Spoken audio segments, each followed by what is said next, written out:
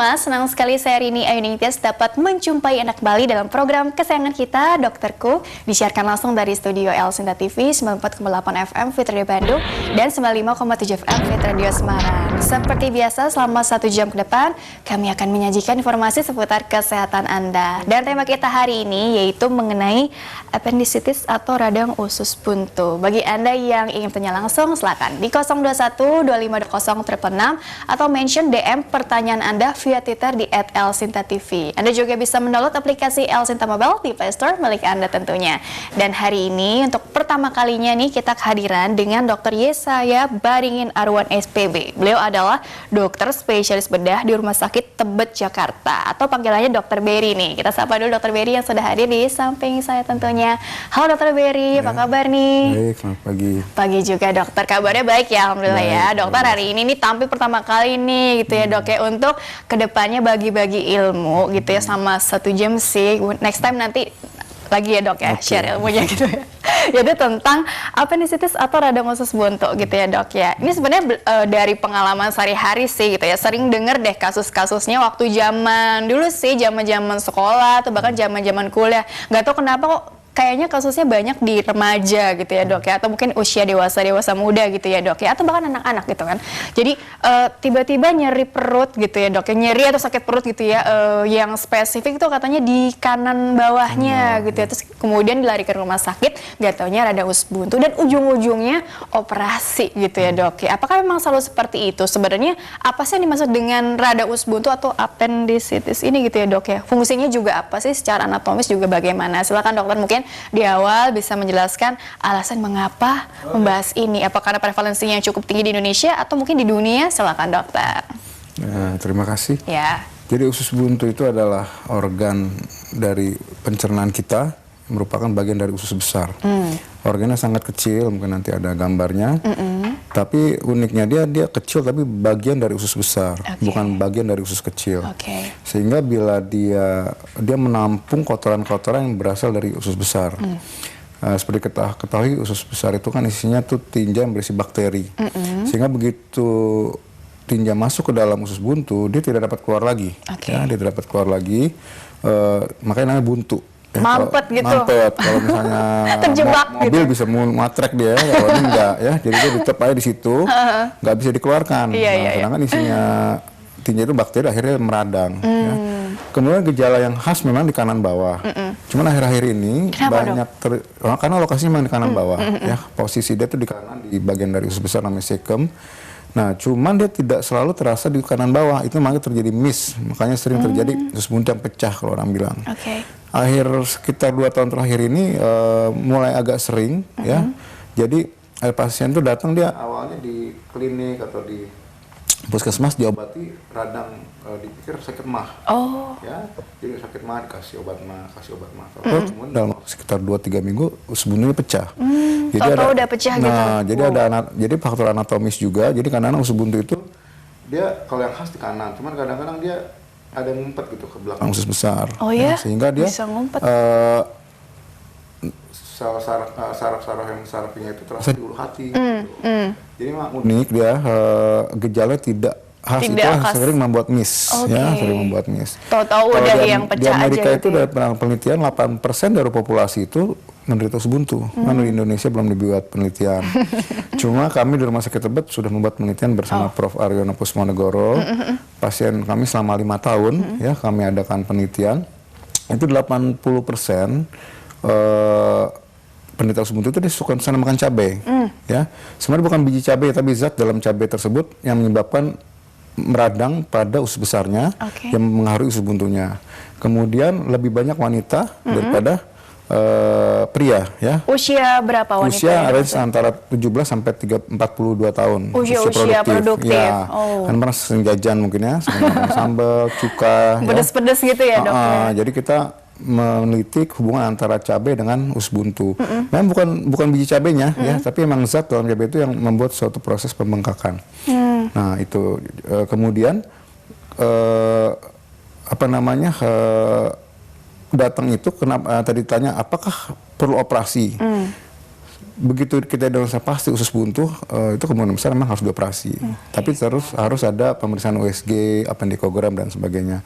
Karena kalau tidak dioperasi, kan itu tetap ada di situ penyebabnya, tetap bertahan di dalam usus buntunya sehingga suatu saat dia akan kambuh lagi, timbul lagi, kambuh lagi, timbul lagi. Nah, nanti di episode terakhirnya pecah, itu yang kita takutkan. Timbul, ujung-ujungnya dikhawatirkan komplikasinya pecah, gitu ya. Itu kalau sudah pecah mengancam nyawa atau bagaimana nih? Jadi kita harus tahu, bukannya menakut-nakuti, tapi kita harus tahu prosesnya. Jadi supaya nggak miss juga, karena tadi sempat disangka ini mah-mah aja kasih obat anti mah gitu-gitu, nggak taunya tahu-tahu udah pecah gitu kan, ngeri dong. Ya, itu variatif ya efek dari pecahnya tersebut. Cuma rata-rata memang mengganggu nyawa ya, membahayakan maksud saya. Karena apa? Karena terbentuk nanah. Nanahnya itu kalau di kulit kita kan bisa keluar. Seperti abses gitu ya dok. Dia masuk ke dalam rongga perut, jadi dia menginfeksi seluruh isi perut. Nah itu sangat berbahaya. Dia kadang terjadi shock dan sebagainya. Ya. Nah itu yang kita cegah ya. Untuk tadi ada pertanyaan mengenai fungsi. Fungsinya itu katanya untuk daya tahan tubuh, katanya. Ya. Tapi itu sampai saat ini itu tidak bermakna ya, karena daya tahan tubuh kita diatur oleh sumsum tulang belakang kita. Sebenarnya dari itu sangat minimal sekali. Mungkin untuk anak di bawah 5 tahun ada makna juga, tidak bermakna juga. Jadi orang-orang yang diambil usus buntunya itu tidak ada masalah. Ya. Antara masalah yang ditimbulkan karena pecahnya dibandingkan dengan masalah imunitas tubuhnya lebih berbahaya pecahnya tersebut. Ya. Nah dok, tadi kan cukup menarik ya dok dari hasil risetnya dokter di rumah sakit gitu ya, dengan Prof tadi kan ya. Itu kan katanya sama 5 tahun ini dicek gitu kan, kebanyakan ternyata kasusnya dialami oleh perempuan usia produktif, remaja sampai 42 tahunan tadi ya dok ya. Terus kemudian punya kebiasaan sering makan pedas, mungkin bukan dari cabenya juga tapi zat yang terkandung di dalamnya tadi kan. Nah itu menarik, apakah karena kadang-kadang dijadikan kambing hitam nih si cabai ini gitu, sebenarnya ada faktor-faktor resiko lain nggak sih gitu yang mungkin bisa menyebabkan tadi tersumbat nih si feses ini di dalam usus buntu itu sehingga tidak bisa out gitu, nggak bisa keluar gitu ya dok. Selain mungkin faktor cabai yang tadi disalah-salahkan itu, mungkin ada faktor-faktor lain juga nggak sih yang bisa jadi apa ya, kontributor juga lah gitu kalau bisa dibilang seperti apa tuh kira-kira? Ya sebenarnya memang kita tidak bisa menyalahkan cabai, nanti produsen cabai marah-marah ya. Jadi gini, cabainya itu ada zat di dalam itu namanya capsicum ya. Capsicum itu ada di dalam, kalau kita tahu koyo cabai, bayangin panas ya. Gimana rasanya itu di dalam usus. Nah, sedangkan anatomi si usus buntu sendiri itu kan saya bilang tadi buntu. Anatomi sendiri emang dia mendukung untuk suatu proses infeksi di situ ya. Nah, si cabai ini memperberat ya. Jadi dindingnya itu terjadi pembengkakan sehingga memperberat kondisi dari usus buntu itu. Dia mempercepat, kalau memang dia udah terjadi radang, dia mempercepat untuk terjadi pecah. Ya. Itu pertama. Kedua, cuka juga. Cuka. Kalau ini udah dia akan penelitian di luar negeri, ya dia kepada binatang tikus dimasukkan cuka, rusak tuh langsung ususnya. Ya.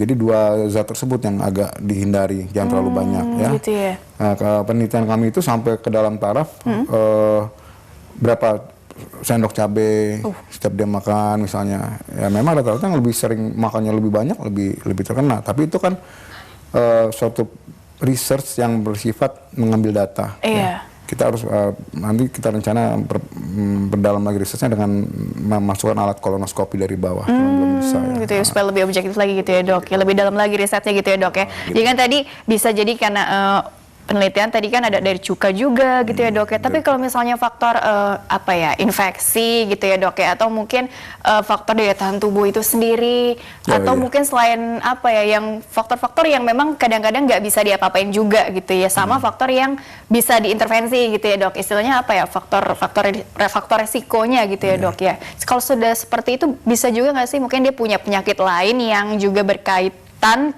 pada mungkin melemahnya usus buntu itu sendiri gitu dokter? Bisa juga ya? Daya tahan tubuh terutama ya, pada yang mungkin saya usus buntu juga. Nah, tapi daya tahan tubuh saya bagus sehingga dia ada proses untuk self healingnya. Tapi si tinnya tetap ada di setiap manusia, pasti terjebak di situ, ada kotoran yang terjebak ya. Setiap saat bisa terganggu. Ya itu dia tadi saya bilang sama demam berdarah ya. biasanya orang yang sakit demam berdarah dia juga akan terjadi peradangan di seluruh ususnya termasuk usus buntunya. Ya, jadi memang nggak terduga. Dia sampai saat ini kalau ditanya tadi fungsinya nggak ada. Jadi kadang-kadang ya daripada mengambil risiko begitu dia nyeri-nyeri di perut, ya biasanya dokter-dokter akan menyarankan untuk diangkat setelah pemeriksaan tentunya. Oke, itu karena untuk sifatnya harapan radang sembuhnya sangat minimal. karena sifatnya radang berarti pasti disertai demam dong. Itu berarti apakah selalu bersifat akut nih dok ketika sudah mengalami seperti itu gitu sehingga harus segera diambil tindakan gitu ya dok ya, atau mungkin ada juga kan yang sifatnya katanya kronik nih yang radang usus buntu kronik itu maksudnya apa ya dok ya, karena agak kurang paham atau mungkin bukan seperti itu ya maksud konsepnya atau bagaimana ya? Ya akut itu yang dikatakan tadi dia nyerinya itu terus menerus ya dia kalau memang dia kena usus buntu berarti dia mungkin radang pertama dia masih belum terlalu besar kan daya tubuhnya bagus, kuat gitu ya. Terus dia tetap makan cabai, tetap segala macam, cuka. Nah, akhirnya ada lagi keluhan. Nah, akhirnya itu hasil yang timbul. Nah, biasanya tuh dokter akan melakukan USG. Di USG di kanan bawah itu kan selain ada usus buntu, kalau pada wanita ada kista ovarium misalnya, ovariumnya di USG. USG perutnya gitu ya. Jadi USG itu biasanya melihat kelainan selain usus buntu. Kalau usus buntu kadang-kadang nggak bisa kelihatan dari USG. Nanti kalau misalnya pada wanita tidak ada kista ovarium, dokternya akan berpikir ini kemungkinan karena usus buntu, masih kemungkinan, ya kemungkinan. Terus nanti dilakukannya rumusnya apendikogram. Apendikogram. Oh, bedanya apa dengan USG abdomen? Kalau USG itu kan dia dengan alat ultrasonografi, kalau apendikogram dia dengan meminum zat barium, ya kontras, nanti difoto dengan ronsen. Itu ada di setiap rumah sakit kah apendikogram? Di setiap rumah sakit ada. Nah kadang-kadang dengan apendikogram ini nanti juga dibilang ini dia masih bilang kalau yang kronis ya ini kemungkinan besar kena usus buntu ya yang kronis ya karena dia kan khasnya dia nyari terus masih bisa jalan masih bisa aktivitas pasti dia biasanya belum mau operasi gitu ya. Nah terus masih belum mau juga bisa dengan CT scan yang terakhir. Karena CT scan agak mahal ya. Gold standard di seluruh dunia sebenarnya CT scan. Cuman CT scan itu karena harganya masih kurang affordable biasanya hanya orang-orang tertentu yang dilakukan CT scan. Tapi kalau yang apendikogram tadi masih gimana? Masih bisa. Masih terjangkau gitu ya dok ya? Nah kalau akut itu dia kadang-kadang nggak usah di apendikogram lagi, cukup dengan USG dia karena udah sangat sakit dia. Dia sampai nggak bisa jalan. Sampai mengganggu aktivitas kakinya kalau ditekuk sakit ya. Jadi dia bener-bener terganggu ya. Jadi kalau apendikogram pemeriksaannya memerlukan waktu 12 jam ya, dia minum terus difoto lagi. Jadi agak lebih. Kalau USG habis USG langsung disuruh operasi biasanya. Oh begitu ya dok ya. Baik dokter, kita jeda dulu sebentar, dilanjutkan kembali nanti di segmen selanjutnya. Mungkin ada slide yang naik nanti ya dok ya dan menjawab pertanyaan yang sudah masuk gitu ya. Baiklah pemirsa pendengar, jangan kemana-mana, tetaplah bersama kami. Kami akan kembali sesaat lagi.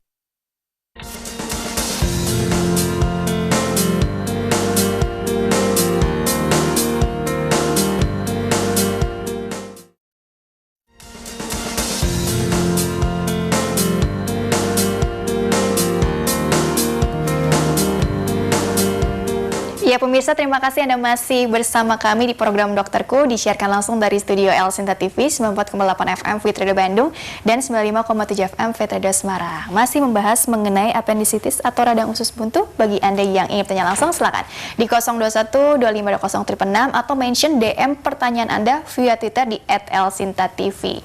Masih dengan Dr. Yesaya Paringin Arwan SPP, beliau adalah dokter spesialis bedah di Rumah Sakit Tebet Jakarta. Dr. Berry, dilanjutkan kembali ya pembahasan sebelumnya yang seru banget gitu ya. Nah ini ada slide nih yang udah mulai naik yang akan dokter jelaskan ya dok ya. Tadi sudah dipilih gitu ya slide-slide mana yang kira-kira relevan dengan paling relevan dengan pembahasan yang mau kita bahas di segmen kali ini. Nah ini patofisiologi atau mungkin penyebabnya dok ya.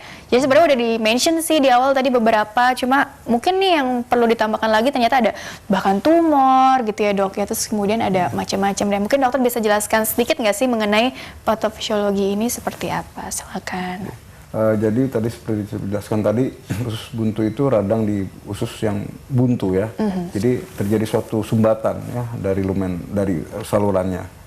Biasa disebabkan oleh tinja yang membatu. Jadi karena dia tersumbat nggak bisa keluar, tinja yang tadinya lunak dia jadi membatu, jadi keras seperti batu sehingga dia menyumbat di situ. Obstruksi. Nah, kemudian terjadi juga pada anak biasanya terjadi hiperplasia, ini istilah kedokterannya dari limfosit mukosa. Kemudian namanya barium. Barium itu adalah zat kontras yang memang untuk memeriksa usus buntu sendiri, bisa juga dia menyumbat ya di situ.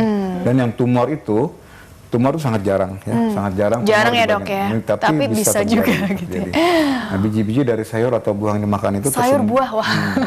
Dia, tadi ya dok dia ya. bersatu dengan si V. coli tadi, dengan tinja yang membantu tadi. Oke. Ya. Kemudian parasit, pernah ada cacing pernah di dalam ya, cacing di dalam situ. Pas kita dibuka ada cacing di dalamnya pernah ya. Kemudian ada zat di dalam cabai ini yang hasil penelitian tadi yang telah diungkapkan ya dalam penelitian. Dan bisa kombinasi dari berbagai sebab tadi, karena seperti dikatakan tadi itu organ yang buntu, semua ngumpul di situ bisa ya kombinasi. Oke, next slide selanjutnya. Nah ini dia anatomisnya ya. Kalau kita lihat yang warna biru, ketika kita makan ya dari mulut masuk ke lambung. Ya, lambung itu makanan itu seolah digiling, dia dijadikan seperti lebih lencer, dia masuk ke yang biru. Yang biru itu adalah usus kecil atau usus halus yang warna biru. Ya, dia panjang.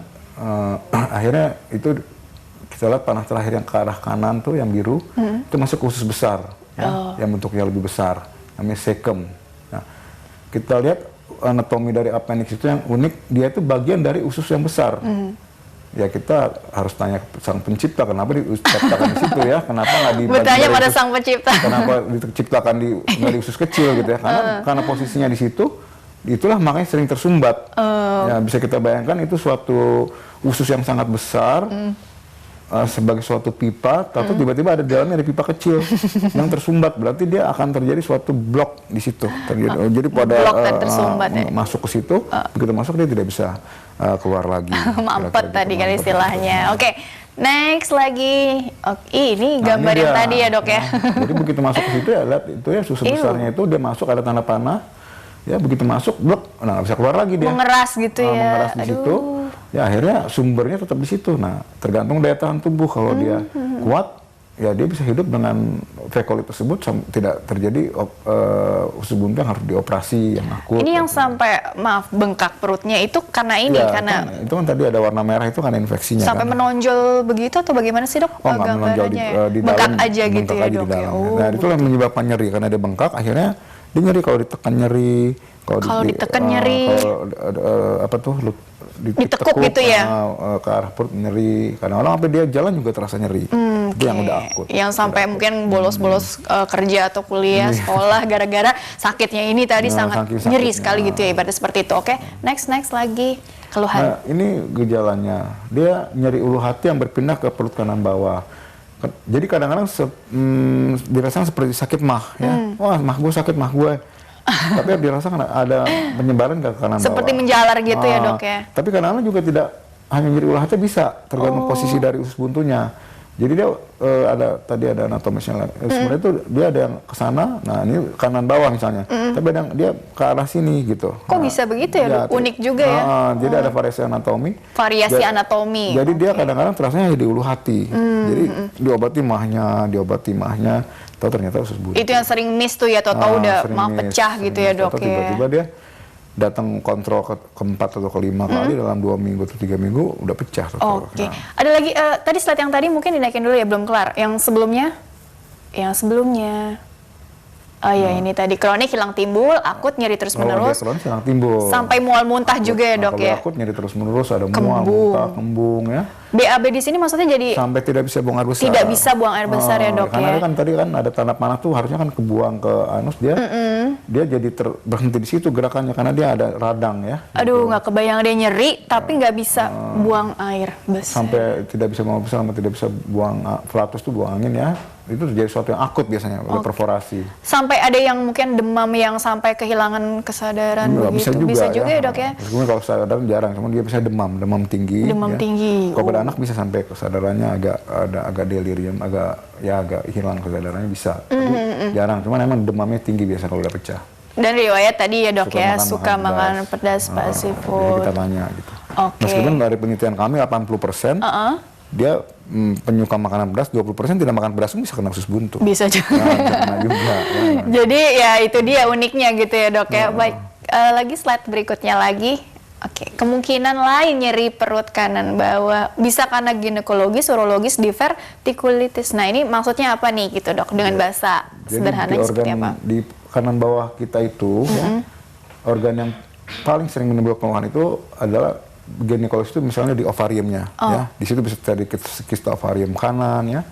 Bisa terjadi abses ovarium dan sebagainya. Itu dari bidang ginekologi, dari bidang kandungan, ya. Atau di saluran kencing, urologi, ya. Misalnya di batu di saluran ginjal yang kanan, ya. Itu kalau kita lihat ginjal itu ada saluran sebelum dalam kantung kemih. Itu bisa terdapat batu di saluran ginjal kanan, di ureter kanan. Itu kalau ada batu bisa seperti usus buntu, ya. Nah, itu nanti disingkirkannya dengan USG, ya. Di USG tadi dilihat. Ketawanya dengan USG tadi ya. Kanan bawah, pertama disingkirkan dulu, ada nggak kista ovarium, ada nggak batu ureter di kanannya. Kalau appendix sendiri kadang-kadang nggak terlihat dari USG. Makanya tadi perlu yang appendikogram tadi ya. Dia terhalang oleh banyak sekali usus-usus yang lebih besar. Kemudian tadi di vertikulitis itu, apa sih itu?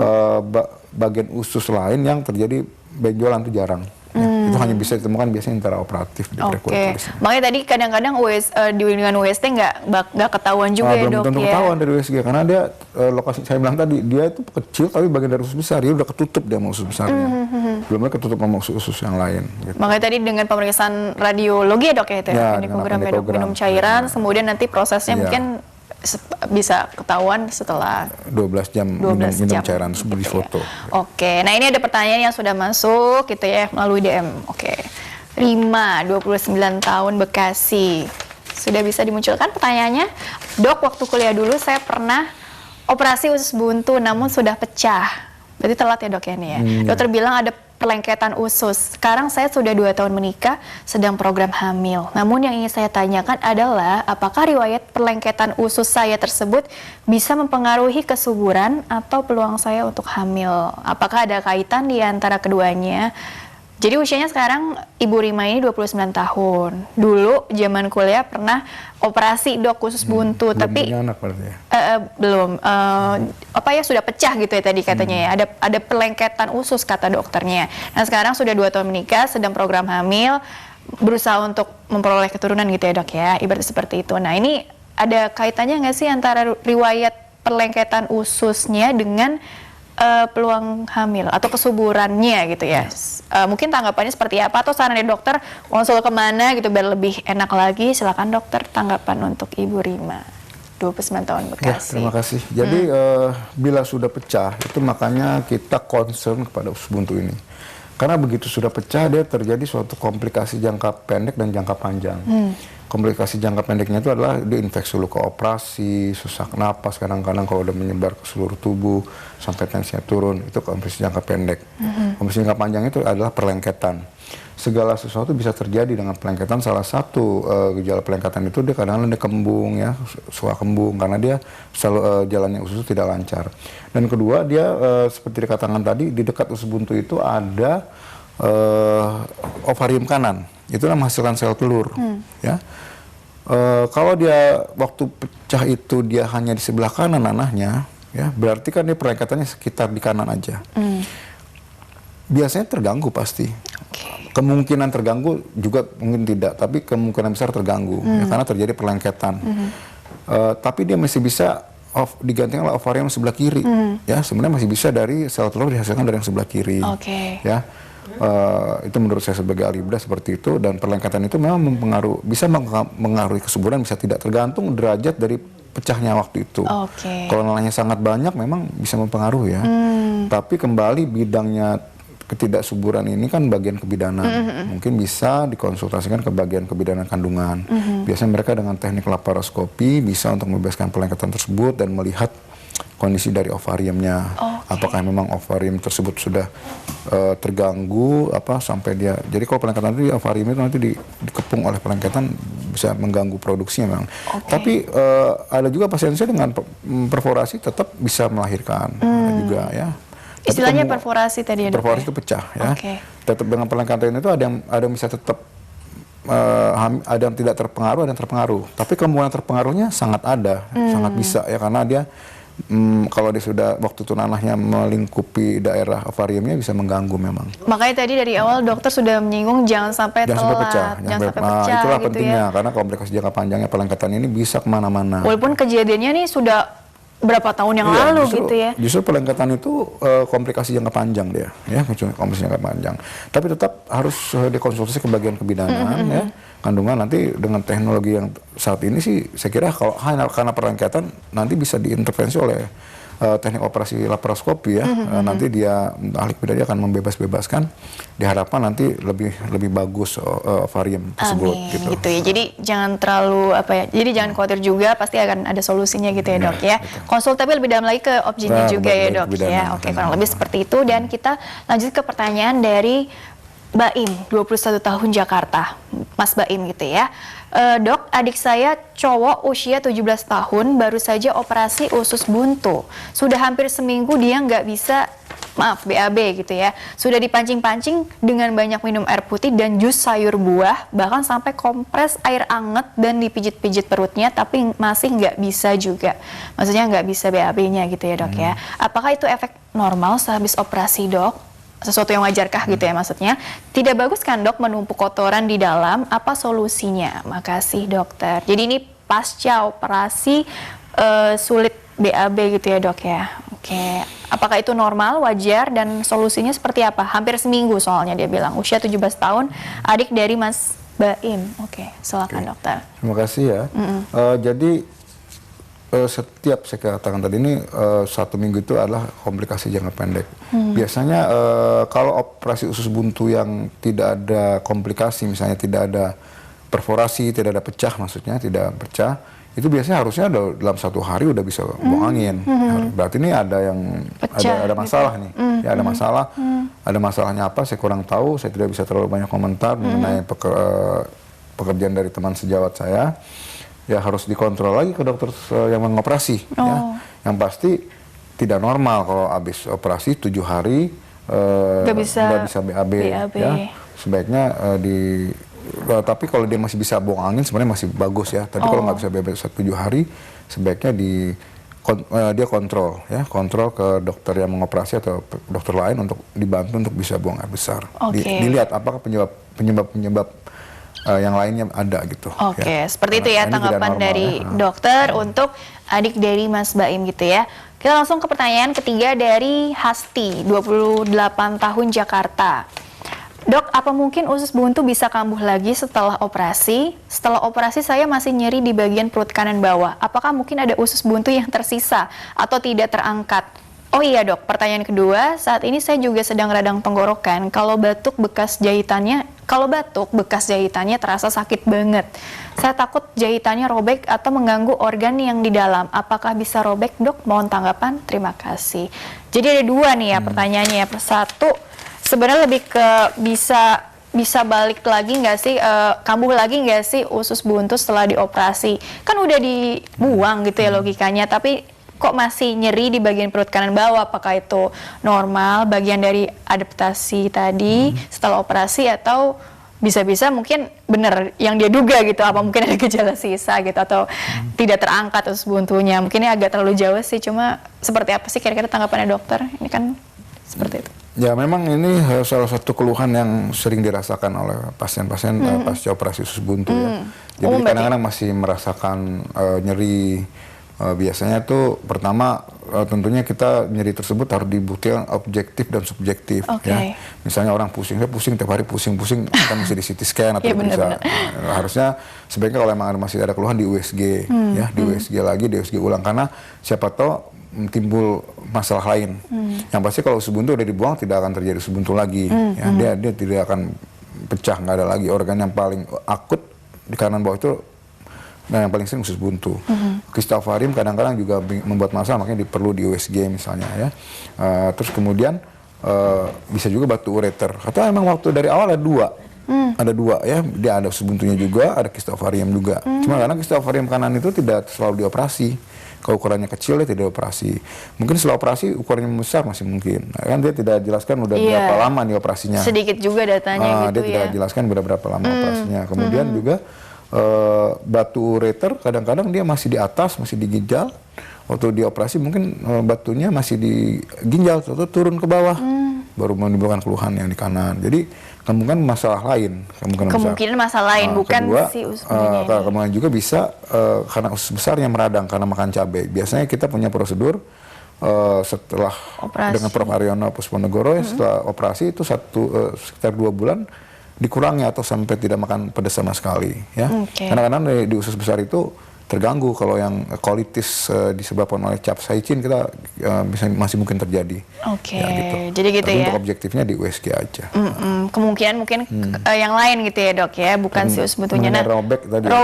Jadi dia lagi radang tenggorokan, terus kan batuk gitu ya dok ya. Kalau setiap batuk bekas jahitannya terasa sakit gitu ya. Terus takut robekannya jadi terganggu karena mungkin tekanan dari batuknya itu ya. Solusinya apa gitu? Oh, enggak, apakah bisa robek gitu ya? Jadi mau tanggapan, terima kasih. Mungkin juga apa tips dari dokter supaya lebih merasa nyaman atau bagaimana? Silakan dokter. Untuk Hasti 28 tahun Jakarta. Silakan. Pertama ini juga memang sering dikeluhkan. Ya kadang-kadang masih bersifat sugestif ya. Sugestif. Karena aduh nih jahitan saya kenceng ya, takut robek ya. Kedua, perasaan doang ini kan gitu. tidak jelas sudah berapa minggu dioperasi, udah sebulan, setahun ya. Kalau 2 minggu pertama itu memang sebaiknya tidak terlalu banyak gerakan, cuman biasanya dokter-dokter sudah prosedur tidak mungkin jahitan robek ya. Selama saya pengalaman sebagai ahli bedah puluhan tahun itu jarang yang robek karena batuk. Kadang-kadang kekhawatiran pasien juga. Kalau gitu nyerinya itu memang kadang-kadang bisa sampai 1 bulan ya. Terus ada rasa. Nah tapi kadang-kadang juga dia sugesti juga. Ini ada jahitan, jadi merasa nyeri terus ya. Jadi sebaiknya itu biasanya setelah 2 minggu harus aktivitas biasa. Kadang-kadang habis operasi dia takut bergerak sampai berbulan-bulan diem, nggak mau. Ntar kadang-kadang ada kontrol 2 bulan. Nah kalau dia jarang bergerak itu kan ada jahitan itu jadi nggak elastis gitu ya. Jadi dia mendingan dia seminggu setelah operasi dia bergerak seperti biasa. Latihan jalan lagi. Kalau pengalaman saya rata-rata sih setelah dievaluasi sugesti ya untuk masalah batuk ini. Ya. Perasaan subjektif dari si pasien. Baik dokter, kita jeda dulu sebentar. Ini sebenarnya ada satu pertanyaan lagi, mungkin bisa ditampung nanti di segmen selanjutnya ya, sekaligus nanti kesimpulan pencegahan terapi juga singkat gitu ya dok ya. Baiklah pemirsa pendengar, jangan kemana-mana, tetaplah bersama kami akan kembali sesaat lagi.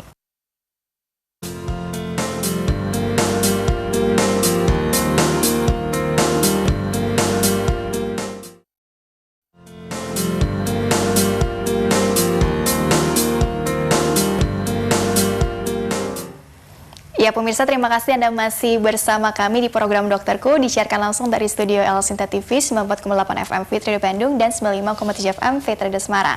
Masih membahas mengenai appendicitis atau radang usus buntu bersama dengan Dr. Yesaya Baringin Arwan SPB. Beliau adalah dokter spesialis bedah di Rumah Sakit Tebet Jakarta. Dan dokter, dilanjutkan kembali ya dok. Ya ini ada satu pertanyaan lagi yang belum dijawab dulu ya. Dari Putranto, 31 tahun Jakarta. Dok, saya juga pernah tuh mendadak dapat serangan sakit perut di sebelah kanan bawah saat SMA. Tapi kata dokter cuma infeksi di saluran pencernaan usus. Tidak operasi, hanya diberi antibiotik. Saya lupa minum berapa hari sudah sembuh. Apakah itu sama dengan appendicitis ini dok? Apa saja kira-kira penyebab infeksi pada usus ya dok? Mohon dijelaskan, terima kasih. Thanks tulisannya. Silakan dokter. Terima kasih. Jadi kalau seperti disebutkan tadi kalau di seperti apa dokter? Kalau di kanan bawah, ya itu dia paling mungkin usus buntu, ya, yang paling mungkin. Ya. Bisa juga penyakit lain masih bisa, tapi yang paling mungkin usus buntu. Apalagi kalau Putranto berarti laki-lakinya paling mungkin usus buntu. Cuma memang memerlukan pemeriksaan penunjang, ya USG yang saya bilang tadi dan appendikogram untuk memastikan apakah dia usus buntu dan dia juga apakah keluhannya berulang, apakah dia terus menerus dan sebagainya. Kalau dilihat dari sini dia bisa sembuh, berarti dengan antibiotik udah sembuh, berarti dia tidak ada keluhan lagi. Berarti bisa dianggap sudah sembuh, berarti dan dia tidak katakan di USG atau di appendikogram, berarti mungkin tidak usus buntu. Meskipun nantinya mungkin masih bisa kena. Ya. Nah, kemungkinan lain infeksi usus, dikatakan infeksi usus banyak ya, usus besar yang tadi di sekitar itu bisa terjadi kolitis. Kolitis itu infeksi di usus besar. Itu bisa karena TBC, bisa karena sebab-sebab lain. Bisa juga karena tipes ya. Tipoid itu kadang-kadang dia posisinya juga di daerah kanan di bagian usus halus yang sebelah kanan. Jadi kadang-kadang dia juga sama keluhannya nyeri di perut kanan, cuma biasanya disertai dengan demam lebih dari 7 hari dan sebagainya. Kemungkinannya banyak memang. Tapi memang kalau dia tidak berulang lagi ya berarti udah sembuh. Oh, begitu Kemungkinan ya. besar gitu ya, ada sembuh. Jadi mungkin bukan usus buntu. Ya, kalau buntu biasanya dia berulang. Dia bisa berulang. Baiklah. Nah, ini ada satu lagi yang berkaitan dengan pembahasan selanjutnya ya dok ya, sebelum nanti closing statement segala macam. Nah, ini ngomongin terapi nih, tadi kan dibahas tentang, bahkan ada pertanyaan dari Mas Putranto juga seputar antibiotik ya, tapi ini kan tadi infeksi saluran pencernaan usus tadi dia bilang gitu ya dok ya. Kalau untuk radang usus buntu, antibiotik itu digunakan jika seperti apa? Maksudnya nggak perlu operasi, kalau kasusnya seperti apa gitu dokter? Biasanya kalau memang sudah terdiagnosa usus buntu, kita akan merencanakan untuk operasi. Oh. Nah, biasanya kadang-kadang ada yang mau, ada yang tidak. Kalau yang kronis masih kita kasih bisa pilihan untuk kasih antibiotik, tapi suatu saat kalau kambuh ya harus dioperasi. Ujung-ujungnya operasi juga. Nah, biasanya kita kasih antibiotik preoperasi atau antibiotik sambil kita observasi selama 2 minggu. Ya. Kemudian misalnya dia datang dengan emang kita curiga dengan usus buntu dengan USG ke arah sana, tidak lain-lain, kita jangan memberikan anti nyeri. Biasanya dokternya tidak memberikan anti nyeri, karena anti nyeri ini akan mengganggu klinisnya. Ya, klinisnya itu nggak jelas jadinya. Dia seolah sembuh tapi nggak sembuh, karena dia minum anti nyeri, dia minum Panadol, dia minum Antalgin dan sebagainya. Akhirnya dia seolah-olah sembuh, tapi ternyata masih berlangsung infeksinya. Ya. Tadi slide-nya. Next, slide yang tadi lagi ditampilkan kembali ini. Nah, ini kalau memang dia harus operasi, itu namanya appendektomi. Dia bisa dengan cara terbuka, open, atau laparoskopi. Kalau laparotomi itu bila sudah pecah atau perforasi. Kalau udah pecah itu aja. yang operasinya sangat besar. Cuma slide lagi. Karena nggak mungkin pakai laparoskopi ya dok ya? Iya, kalau udah pecah bisa juga sih pakai laparoskopi, tapi biasanya kita langsung laparotomi karena efisiensi biaya. Resikonya karena lebih mahal laparoskopi. Ya. Oh ya, baiklah. Next, lebih mahal juga tuh ya laparoskopi. Nah, ini dia kalau udah pecah nih, saya tadi urgent pentingnya pembahasan mengenai usus buntu adalah ya kita harus antisipasi jangan sampai dia pecah. Istilahnya masih dia kronis atau belum ke arah akut, sebaiknya dibuka ya. Karena kalau udah pecah, dia insisi itu sayatan itu akan lebih besar dan lebar, akan mengganggu penampilannya kalau sedang berenang dan sebagainya. Dan perawatan pasca operasi lebih lama. Ya, dan dia kadang-kadang sampai life threatening ya, dia mengancam jiwa ya kalau dia sudah demam tinggi, tensinya drop dan shock dan sebagainya. Dan maaf nih dok, perawat atau nyerinya itu bekasnya sampai berarti seumur hidup dong ya. Secara kosmetik kan sangat mengganggu. Tapi kalau misalnya dia mau melakukan gerakan-gerakan yang dibutuhkan, misalnya untuk tuntutan pekerjaannya atau mungkin sedang olahraga, aktivitas apapun, itu akan sangat nyerinya ini seperti masih berasa atau sugesti aja balik-balik lagi ke situ atau bisa setelah 2 minggu sih nyerinya sudah oke semua, sudah bisa bebas mau apa di olahraganya, aerobik, futsal sudah bisa bebas sudah aman gitu ya dok ya. Oke, baik, next. Nah, ini yang dimaksud perforasi ini besar lukanya ya. Mengganggu. Kalau dia laki-laki mungkin ya kelihatan gagah ya, tapi kalau perempuan ya besar sekali dia ya. Itu karena ototnya dia kali ya, karena dia fitness jadi kelihatan ada poin plusnya gitu ya dok ya. Oke. Ini slide lagi. Sampai seperti itu. Berarti kalau perempuan nanti mengganggu, maaf, kehamilannya atau mungkin enggak mengganggu. Dia sesar atau apa, bagaimana tuh? Pengalaman sih nggak masalah. Ya. Oke, nggak masalah. Oke, gambar selanjutnya. Yang tadi lagi. Nah, ini ya laparoskopi itu maksudnya begini gitu ya. Ini adalah operasi yang lagi terkini ya, dia lukanya sangat kekinian minimal gitu ya. Bedah minim invasif gitu ya dok ya. Dia dari masuk ke teleskop tuh ya, laparoskop, teleskop, kemudian alatnya kecil-kecil, lebih kecil dari bolpen ya. 1 titik aja dok yang 3 titik biasanya. Oh, 3 titik. Memang sekarang memang juga sedang dikembangkan 1 titik, cuman secara umum masih 3 titik. Oke, biasanya langsung di posisi nyeri kanan bawahnya ya, itu tadi ya dok. Tapi kalau yang tadi ada juga yang di sini, berarti di daerah situ juga gitu dok ya? Di mana maksudnya? Tadi kan ada yang keluhannya seperti orang sakit mah gitu. Tapi di situ juga. Sebetulnya tetap di kanan bawah. Oh, gitu ya dok ya. Dan itu bekas sayatannya tadi cuma tidak terlihat. Tidak terlihat. 1 cm kecil sekarang. Oh, gitu. Nah, tapi kalau misalnya dibandingkan dengan laparotomi, tadi ya kan laparoskopi kan tentu kan lebih bagus ya secara kosmetik hasilnya, terus juga lebih cepat juga pulihnya, segala macam. Nah, itu prosesnya atau teknisnya seperti apa sih, atau persiapan yang diperlukan juga? Ini kalau bersifat urgent langsung laparoskopi bisa ya dok ya? Bisa juga. Ya. Oke, dimasukkan Intinya, atau untuk pecah pun bagaimana? laparoskopi bisa. Cuma emang kendalanya setelah di Indonesia masih mahal aja operasinya. Ya. Itu seperti disedot gitu dok si usus buntu, atau dibuang terus? Dibuang tapi dengan lubang yang sangat kecil. Dibuang dengan lubang yang lubang sangat 1 cm. kecil gitu ya? Jadi kita buang dari lubang 1 cm.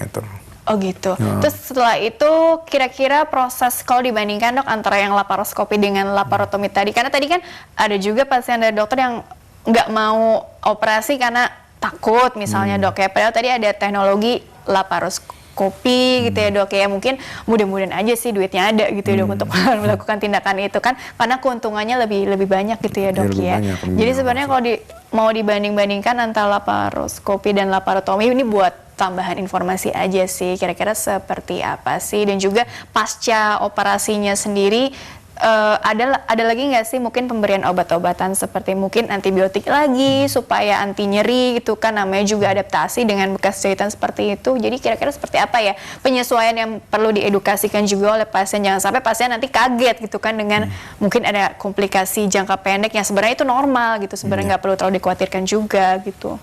Intinya sih kalau laparoskopi juga sama dengan open yang kecil ya, cuman dia memang lebih tidak terlihat aja. Intinya keuntungan utamanya adalah dia minimal invasi dan kosmetiknya itu hampir tidak terlihat ya, hampir tidak terlihat karena seperti sekarang yang sangat kecil.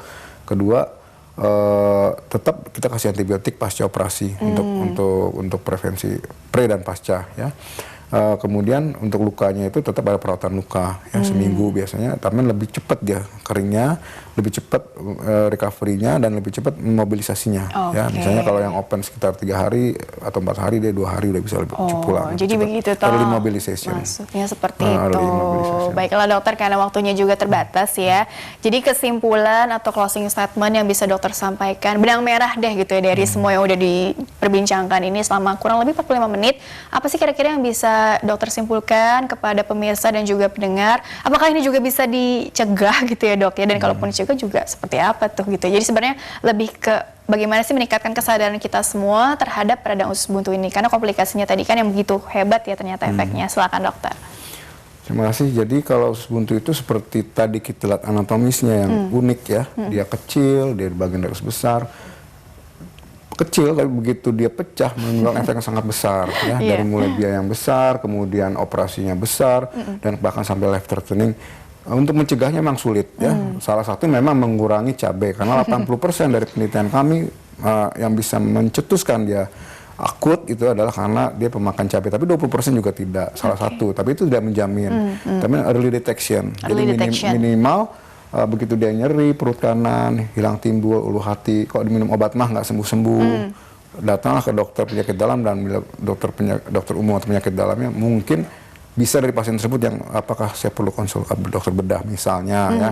Yang penting early detection, jangan sampai terlambat itu sih intinya, karena begitu dia pecah itu komplikasinya sangat kurang bagus ya, tidak baik untuk jangka panjangnya. Baiklah dokter, terima kasih telah berbagi ilmunya. Jadi intinya adalah kesadaran dari kita semua setelah mendengarkan penjelasan dari dokter untuk deteksi dini kalau mengalami tadi keluhan-keluhan yang secara spesifik telah dokter paparkan gitu ya dok ya. Baiklah dokter, terima kasih telah berbagi ilmunya di sini, mudah-mudahan membawa banyak manfaat untuk orang banyak ya dok ya. Terima kasih. Baiklah, pemirsa pendengar, terima kasih juga Anda telah mengikuti program ini. Jangan lupa untuk terus ikuti program Dokterku setiap Senin sampai Jumat. Akhir kata, saya Rini Aining Tias beserta seluruh kru yang tugas mohon undur diri dari hadapan Anda. Terima kasih dan sampai jumpa. Dokter, salaman dulu.